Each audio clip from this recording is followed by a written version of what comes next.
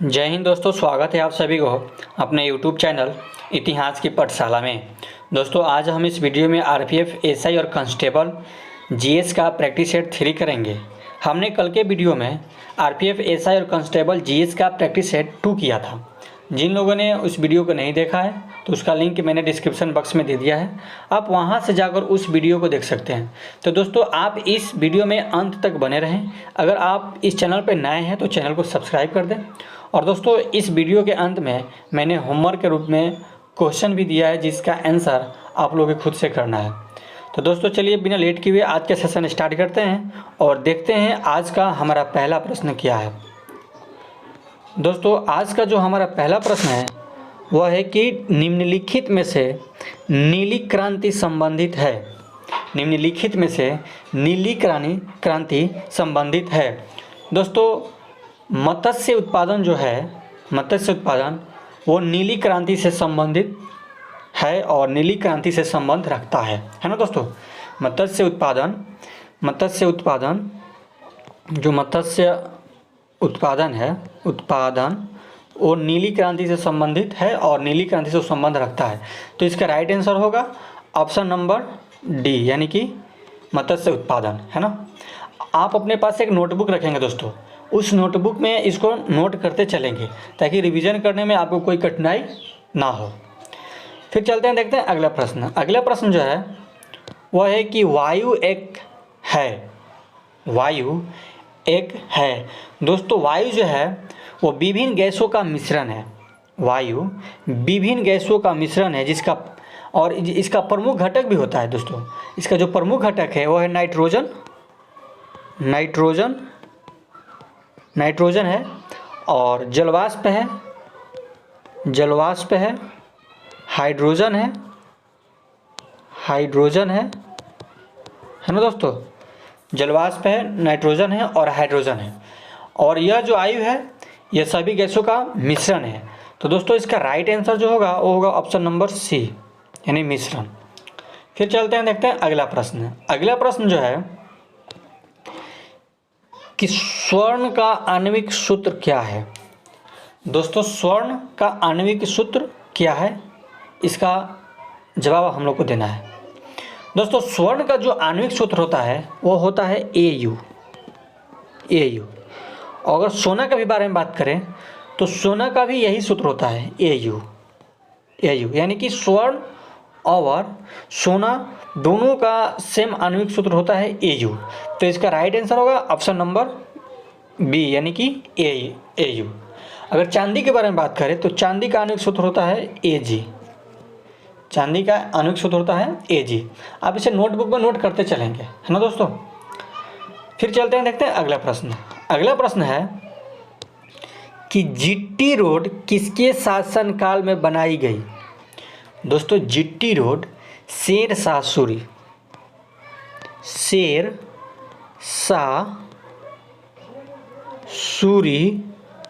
के शासनकाल में बनाई गई थी, है ना दोस्तों। जीटी रोड जो है शेरशाह सूरी के शासनकाल में बनाई गई थी। इस रोड को पहले सड़क ए आजम के नाम से लोग जानते थे। आजम के नाम से जानते थे इस सड़क का। लेकिन ब्रिटिश शासन के काल में इस रोड को जीटी रोड के नाम से जाने लगा, है ना दोस्तों। जीटी रोड के नाम से जाने लगा। आप इसे नोटबुक में, मैं जितना बोल रहा हूँ आप इसे नोटबुक में नोट करते चलेंगे ताकि एग्जाम में ऐसा भी पूछ सकता है ना दोस्तों। तो इसका जो राइट आंसर होगा वो होगा ऑप्शन नंबर सी, यानी कि शेरशाह सूरी, यानी कि जीटी रोड जो है शेरशाह सूरी के शासनकाल में बनाई गई थी। और इस रोड को पहले सड़क ए आजम के नाम से जानते थे, लेकिन ब्रिटिश शासनकाल में इस रोड को जीटी रोड के नाम से जाने लगा। इसे आप नोटबुक में नोट करते चलेंगे। फिर चलते हैं, देखते हैं अगला प्रश्न। अगला प्रश्न है भारत में श्वेत क्रांति के जनक माने जाते हैं। भारत में श्वेत क्रांति के जनक माने जाते हैं। दोस्तों 1965 में national dairy development board NDB का जो संस्थापक अध्यक्ष थे वो थे डॉक्टर बीजी कुरियन, डॉक्टर बीजी कुरियन, डॉक्टर बीजी कुरियन। यह जो डॉक्टर बीजी कुरियन जो थे, यह दूध के क्षेत्र में और दूध से काफ़ी ये अपना संबंध रखते थे। दूध के क्षेत्र में काफ़ी दूध से ये संबंध रखते थे, इसलिए इन्हें डॉक्टर बीजी कुरियन को श्वेत क्रांति का जनक कहा जाने लगा, है ना दोस्तों। श्वेत क्रांति का जो जनक थे वो थे डॉक्टर बीजी कुरियन, है ना। तो इसका राइट जो आंसर होगा ऑप्शन नंबर ए होगा, डॉक्टर बीजी कुरियन। 1965 ईस्वी में नेशनल डेवलपमेंट बोर्ड एनडीबी का यह अध्यक्ष थे और इन्हें दूध के क्षेत्र में काफ़ी संबंध रखते थे, इसलिए इन्हें श्वेत क्रांति के जनक कहा जाने लगा और कहा जाता भी है। तो इसका राइट आंसर होगा ऑप्शन नंबर ए। फिर चलते हैं, देखते हैं अगला प्रश्न। अगला प्रश्न है कि नींबू खट्टा किस कारण से होता है। दोस्तों नींबू में साइट्रिक अम्ल होता है, साइट्रिक अम्ल, नींबू में साइट्रिक अम्ल होता है। साइट्रिक अम्ल के कारण जो है नींबू खट्टा होता है। तो इसका राइट आंसर होगा ऑप्शन नंबर डी, यानी कि साइट्रिक अम्ल। फिर देखते हैं अगला प्रश्न। अगला प्रश्न जो है कि इंसुलिन प्राप्त होता है, इंसुलिन जो है डालिया के जड़ों से प्राप्त होता है, डालिया की जड़ों से प्राप्त होता है। तो इसका राइट आंसर होगा ऑप्शन नंबर बी। फिर चलते हैं, देखते हैं अगला प्रश्न। अगला प्रश्न जो है कि मनुष्य की खोपड़ी में कुल कितनी अस्थियां होती हैं।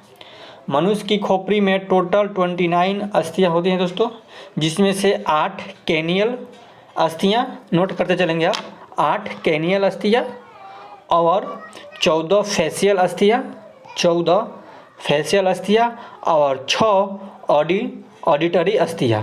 जो 6 है वो ऑडिटरी अस्थियां होती है ना दोस्तों। तो इसका राइट आंसर होगा ऑप्शन नंबर ए, यानी कि मनुष्य की खोपड़ी में कुल जो अस्थियां होती है वो 29 होती है ना। फिर चलते हैं अगला प्रश्न देखते हैं। अगला जो प्रश्न है, निम्नलिखित में से कौन सा एक नौपाषाण सांस्कृतिक स्थल नहीं है। दोस्तों कुंतासी जो है, कुंतासी, यह नौपाषाण का सांस्कृतिक स्थल नहीं है, कुंतासी। तो इसका राइट आंसर होगा ऑप्शन नंबर ए। फिर चलते हैं, देखते हैं अगला प्रश्न। अगला प्रश्न जो है कि निम्नलिखित में से कौन आत्मीय सभा के संस्थापक थे। निम्नलिखित में से कौन आत्मीय सभा के संस्थापक थे। दोस्तों 1814 ईस्वी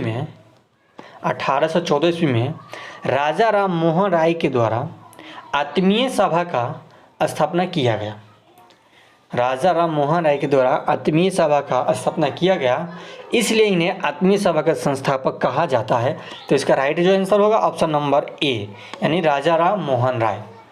फिर चलते हैं, देखते हैं अगला प्रश्न। अगला प्रश्न जो है कि ब्राह्मण समाज की स्थापना कब हुई थी। ब्राह्मण समाज की स्थापना कब हुई थी। दोस्तों 1828 ईस्वी में कोलकाता में ब्राह्मण समाज की स्थापना हुई थी। 1828 ईस्वी में कोलकाता में ब्राह्मण समाज की स्थापना हुई थी। कितना में दोस्तों 1828 में लिख भी देते हैं। ब्राह्मण समाज की स्थापना हुई थी, कहाँ हुई थी, कोलकाता में, कोलकाता में, है ना। तो इसका राइट आंसर होगा option number A, option number A इसका राइट आंसर होगा। फिर देखते हैं अगला प्रश्न। अगला प्रश्न है कि पत्तियों में मौजूद हरा रंग किस नाम से जाना जाता है। दोस्तों जितने भी पेड़ पौधे हैं उनका जो पत्ती हरा होता है वो क्लोरोफिल के कारण हरा होता है। किसके कारण दोस्तों, क्लोरोफिल के कारण, क्लोरोफिल, यानी कि क्लोरोफिल के कारण जो पेड़ पौधे की जो पत्तियां होता है वो हरा होता है ना दोस्तों। तो इस क्वेश्चन में यह पूछ रहा है कि पत्तियों में मौजूद हरा रंग किस नाम से जाना जाता है। तो क्लोरोफिल, किस नाम से दोस्तों, क्लोरोफिल। तो इसका राइट आंसर होगा ऑप्शन नंबर डी, यानी क्लोरोफिल। आप इसे नोट करते चलेंगे, जितना मैं बोल रहा हूँ आप इसे नोट करते चलेंगे, क्योंकि रिवीजन टाइम आपको कठिनाई नहीं होगी, है ना। फिर देखते हैं अगला प्रश्न। अगला प्रश्न है कि हवा में किस गैस की मात्रा सबसे अधिक होती है। हवा में किस गैस की मात्रा सबसे अधिक होती है। दोस्तों हवा में नाइट्रोजन गैस की जो मात्रा होती है सबसे अधिक होती है ना। तो इसका राइट आंसर होगा ऑप्शन नंबर डी, यानी कि नाइट्रोजन। फिर देखते हैं अगला प्रश्न। अगला प्रश्न है कि मानव शरीर की सबसे लंबी हड्डी कौन सी है। दोस्तों मानव की शरीर की सबसे जो लंबी हड्डी होती है वो होती है फीमर, और यह जांघ की हड्डी है, यह जांघ की हड्डी है। फीमर जो हड्डी होती है वो जांघ में होती है ना। ये जो फीमर है हड्डी, ये मानव के शरीर की सबसे लंबी हड्डी होती है ना दोस्तों। आप इसे नोट करते चलेंगे। तो इसका राइट आंसर होगा ऑप्शन नंबर सी, यानी कि फीमर जो है मानव शरीर की सबसे लंबी हड्डी होती है। फिर देखते हैं इसका अगला प्रश्न। अगला प्रश्न जो है कि संविधान सभा के चेयरमैन कौन थे। संविधान सभा के चेयरमैन कौन थे। दोस्तों संविधान सभा के चेयरमैन डॉक्टर राजेंद्र प्रसाद थे, है ना। डॉक्टर राजेंद्र प्रसाद है ना। तो इसका राइट आंसर होगा ऑप्शन नंबर बी, यानी राजेंद्र प्रसाद। फिर देखते हैं अगला प्रश्न। अगला प्रश्न है कि नाटो का मुख्यालय कहाँ है। नाटो का मुख्यालय कहाँ है। दोस्तों नाटो का जो फुल फॉर्म होता है वो होता है नॉर्थ, नोट करते आप चलेंगे, North Atlantic Treaty Organization, North Atlantic Treaty Organization इसका फुल फॉर्म होता है। और इसका जो मुख्यालय है वो ब्रुसेल्स में है। तो इसका राइट आंसर होगा ऑप्शन नंबर ए, इसका राइट आंसर होगा। नाटो का फुल फॉर्म क्वेश्चन एग्जाम में आपसे पूछ सकता है, इसलिए आप इसे नोट करके रखेंगे और याद करते चलेंगे। फिर देखते हैं अगला प्रश्न। अगला प्रश्न जो है कि अशोक ने बौद्ध धर्म के प्रचार के लिए विदेश में किसे भेजा था। अशोक ने बौद्ध धर्म के प्रचार के लिए विदेश में अपने पुत्र महेंद्र और पुत्री संघमित्रा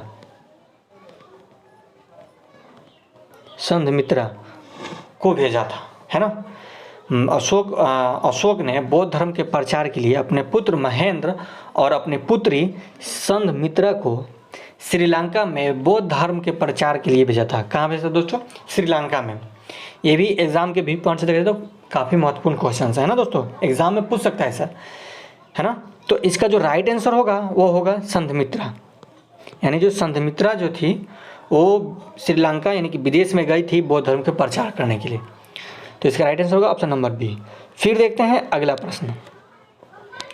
अगला प्रश्न है कि पृथ्वी के चारों ओर छाए हुए गैसों के गोले को क्या कहते हैं। पृथ्वी के चारों ओर छाए हुए गैसों के गोले को वायुमंडल कहते हैं। क्या कहते हैं दोस्तों, वायुमंडल। तो इसका राइट आंसर होगा ऑप्शन नंबर सी, यानी वायुमंडल। फिर देखते हैं अगला प्रश्न। अगला प्रश्न जो है कि फ्रांस की क्रांति कब शुरू हुई थी। दोस्तों फ्रांस की जो क्रांति शुरू हुई थी वो 1789 ईस्वी में हुई थी, और यह फ्रांस की क्रांति पूरे विश्व को प्रभावित की थी, है ना दोस्तों। यह जो फ्रांस की क्रांति थी यह इससे पूरा विश्व प्रभावित हुआ था 1789 ईस्वी में। 1789 ईस्वी में यह क्रांति शुरू हो गई थी। तो इसका राइट आंसर होगा ऑप्शन नंबर सी। फिर देखते हैं अगला प्रश्न। अगला प्रश्न जो है वह है कि ठोस कपूर से कपूर वाष्प बनाने की प्रक्रिया को कहते हैं। सॉरी दोस्तों, यहाँ पर थोड़ा सा ये हो गया। हाँ देखेंगे, ठोस कपूर से वाष्प बनाने की प्रक्रिया को कहते हैं, यानी ठोस कपूर से कपूर वाष्प बनाने की प्रक्रिया को क्या कहते हैं। तो दोस्तों इसे ऊर्ध्वपातन कहा जाता है, इसे ऊर्ध्वपातन कहा जाता है, यानी कि इसका राइट आंसर होगा ऑप्शन नंबर डी, है ना। फिर देखते हैं अगला प्रश्न। अगला प्रश्न जो है यह आप लोग के लिए होमवर्क है, इसे आप लोग खुद से जवाब कमेंट्स बॉक्स में देनी है। तो दोस्तों यह जो है लास्ट क्वेश्चन है, इसका जवाब आप लोग खुद से कमेंट्स बॉक्स में देनी है। तो क्वेश्चन यह है कि निम्नलिखित में से अशोक सम्राट की पत्नी कौन थी, इसका आंसर आप लोग को कमेंट्स बॉक्स में देनी है। तो आशा करता हूं कि दोस्तों यह वीडियो आप लोगों को काफ़ी अच्छा लगा होगा। अगर वीडियो काफ़ी अच्छा लगा है तो वीडियो को लाइक करें और चैनल को सब्सक्राइब करें। फिर मिलते हैं नए वीडियो में, तब तक के लिए धन्यवाद।